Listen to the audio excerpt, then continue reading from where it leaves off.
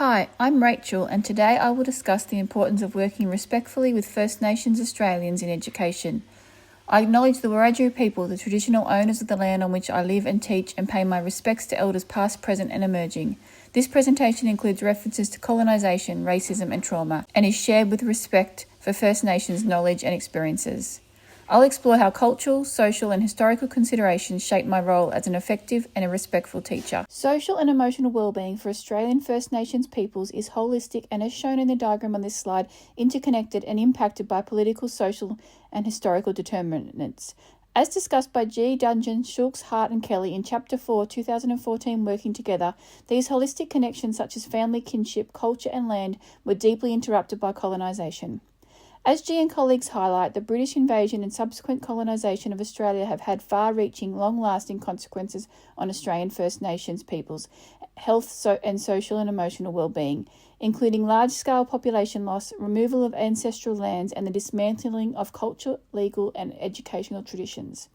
Even now, I see historical trauma influences students' sense of belonging and engagement in my classroom, especially when their cultural history is overlooked. As Dudgeon, Wright, Parodies, Garvey and Walker in Chapter 1, 2014, Working Together outline, these effects are intergenerational, influencing identity, connection and engagement in learning. In response, trauma-informed and culture-responsive teaching is essential, and as a teacher I must connect learning to culture and country and remain committed to truth-telling about Australian history. Following invasion, First Nations people were subject to an onslaught of national and state government policies aimed at displacing, controlling, protecting, dispersing, converting and eventually assimilating them.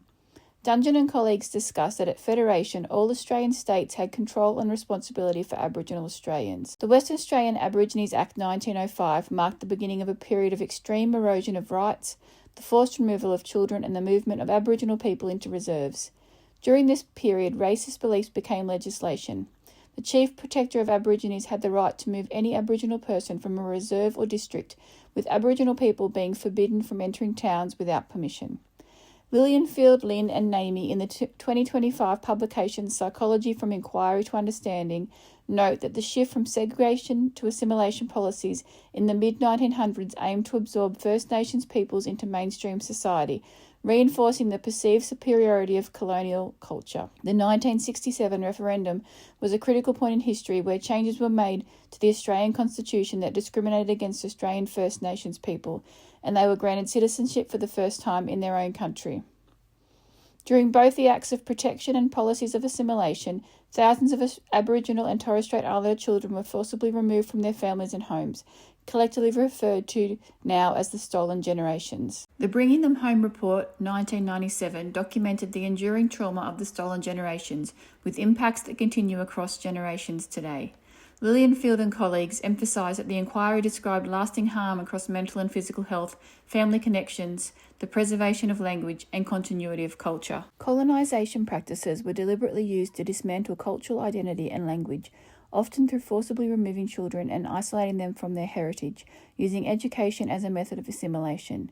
In classrooms today, these policies still shape how students experience school when First Nations students are underestimated or culturally misunderstood in our classrooms. As educators, we have a responsibility to recognise, understand and respond to the ongoing impacts of colonisation, outlined by Lilienfield and colleagues as powerlessness, disconnection, grief and hopelessness. As a teacher, I must try and support space for the healing by creating culturally safe, responsive and respectful learning environments for all First Nations students and communities. I've come to realise that racism isn't always overt or obvious.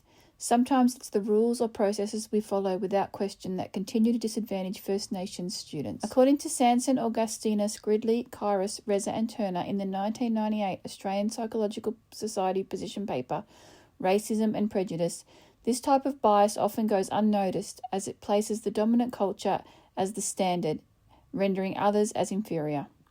In Australia, racism is continuing to perpetuate Indigenous disadvantage, and on most indices, including education, First Nations Australians are the most disadvantaged, with G and colleagues noting that the current significant disadvantage of Aboriginal health and social determinants is well recognised.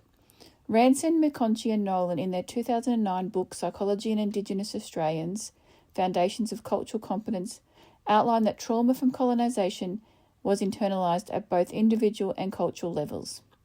This resulted in maladaptive coping strategies that have continued to become transgenerational, reinforced through behaviour modelling, and in some instances have become the new normalised behaviour. In schools, this systemic racism could look like a curriculum that ignores Aboriginal perspectives, behaviour policies that punish cultural expression, or lower student expectations of achievement based on race.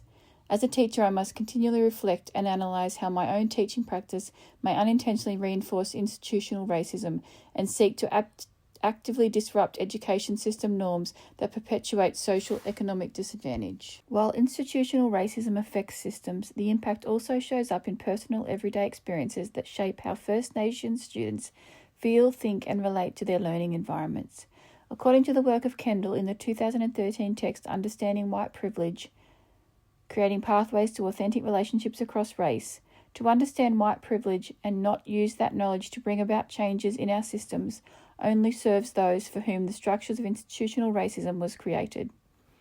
To effectively enact change, we need to understand the relationship between us as individuals and the systems in which we operate. As outlined in the image on this slide, Kendall shows how our personal beliefs, interactions with others, and systems around us all influence how racism shows up in our lives. Often we are unaware our behaviour is impacted by what we believe at all three of these levels, and the systems we operate within includes institutional acts of racism stemming from the dominant group of society. Even what seems like small acts of racism, when repeated over time, can have a deep and lasting impact on the well-being of First Nations Australians. Ranson and colleagues outline that this creates a constant state of anxiety that can have psychological and physical harm on well-being, emphasising that the cycle of inherited trauma continues to affect many aspects of life and shapes the daily experiences of First Nations people. As a teacher concerned for the overall well-being of students, I need to acknowledge this continuing racism affects well-being, identity and belonging of the students in my class and can lead to disconnection, distress and poor mental health. In the classroom, students who are quiet or withdrawn may be mislabelled as disengaged when in fact they could feel excluded. I need to ensure I create a classroom culture that affirms cultural identity and prioritises student voice so all students, including Australian First Nations students, feel they belong and are safe, valued and connected. The cycle of intergenerational racism will need to be broken to overcome disadvantages for First Nations people. Social justice needs to be a priority, and a safe space created for truth-telling and culturally appropriate healing practices. For me, social justice in the classroom means more than just teaching.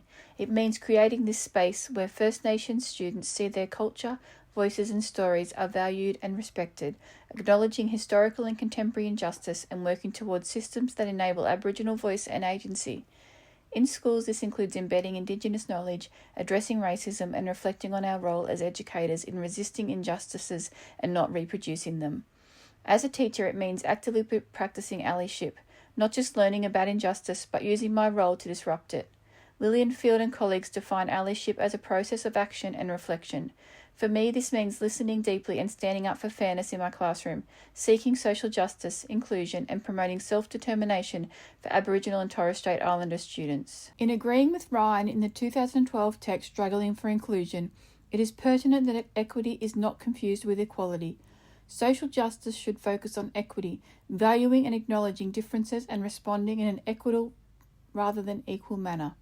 As a socially just educator, I reflect on power, privilege and inequality, building local relationships and continually examining my own cultural identity and bias. It is essential to recognise that my background as a non-Indigenous Australian of Anglo-Celtic and European descent means I have experienced systems that were built around people like me.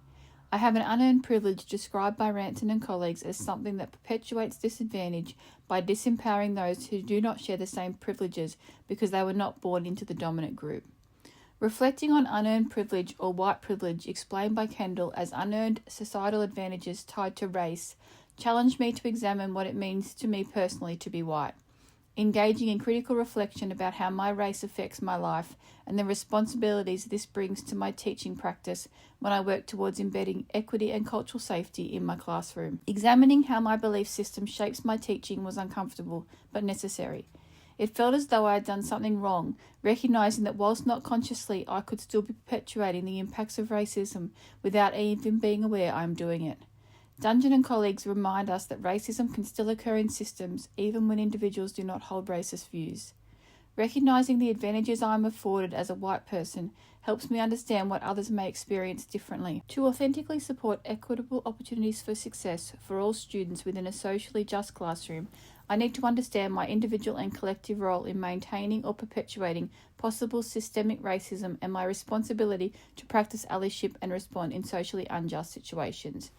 Ranson and colleagues point out that cultural competence encompasses more than just understanding others.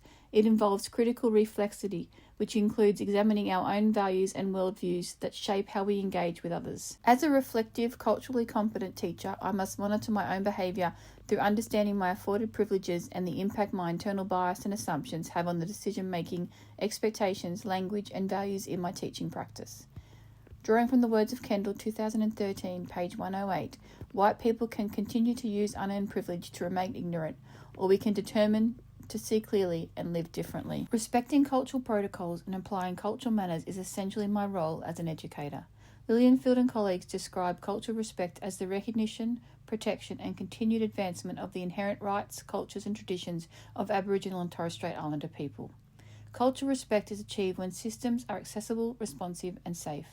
Effective cultural communication acknowledges cultural values, strengths, and differences and is demonstrated through inclusive and culturally safe practices such as listening deeply, consulting Aboriginal education officers, using respectful language, building relationships over time, and embedding culturally responsive practices in all interactions. Expanding on their work, cultural responsiveness involves processes and practices that honour the cultural beliefs, customs, needs, and historical experiences of Aboriginal and Torres Strait Islander peoples. In the classroom, this may include embedding local perspectives, acknowledging country, using inclusive language, and adapting teaching to reflect community knowledge. Through using inclusive language, I can support cultural safety by inviting students and community voice to be a part of the educational planning process. Lilienfield and colleagues explain that cultural safety is more likely to be experienced when First Nations peoples' ways of being, knowing, and doing are embedded throughout the system, or in my case, within the classroom and school. In practice, this may include acknowledging country, using local language, embedding Aboriginal perspectives across the curriculum, celebrating culture, and co-planning with families and community to ensure learning is respectful and relevant. Protocols guide respectful engagement with elders and outline appropriate cultural behaviours showing honour and trust through actions, not just words. When we follow cultural protocol, we create opportunities for meaningful partnerships with First Nations communities, including elders, Aboriginal education officers, students, and their families. As a teacher, it is important that I don't assume leadership in cultural spaces, but instead listen, learn, follow, and show respect through action. This aligns closely with the Competency 8 of the Professional Competencies for Psychologists, which emphasises the ability to work effectively across cultural contexts. In schools, this means not only understanding cultural protocols, but applying them daily through cultural respect, cultural responsiveness, and cultural safety. As a teacher living and working on Wiradjuri country, I am guided by the principle of Yindia Mara, to teach and lead with respect, politeness, kindness, responsibility, and care. Yindia Mara reminds me that cultural safety is not a checklist, but a way of being where I seek to listen deeply, follow community leadership, and act gently and slowly when building relationships. In my practice, this means taking time to understand student identity, seeking guidance from Aboriginal education officers and families, and embedding First Nations perspectives in a way that is thoughtful and authentic, supporting an ongoing commitment to inclusive and respectful education. It also means supporting self-determination and recognising, as outlined in the 2023 Mental Health and Wellbeing Fact Sheet, that wellbeing includes spirituality, culture, family, community, and connection to country. If a child is disconnected from family, culture, or land, or experiences racism or trauma, their well-being suffers, even if their academic performance appears on track. As a teacher, this reminds me that supporting a student's learning isn't just about curriculum. It's about creating a classroom that respects identity, promotes strengths, and understands the student's world. As an educator, I strive to achieve cultural orientation through a strengths-based approach that supports the well-being of First Nations students using these 9 guiding principles of social and emotional well-being. I've learned that being culturally responsive isn't just about content, it's about building genuine, respectful partnerships with community. I strive to engage with community-led events, foster inclusive environments that reflect First Nations cultures, and ensure Aboriginal voices are represented in my teaching. These actions align with the New South Wales Department of Education's Strong Strides Together 2024 resource and the 2019 partnership agreement between the New South Wales AECG and the Department of Education, which both emphasise strong relationships, cultural safety, and shared decision-making in Aboriginal education.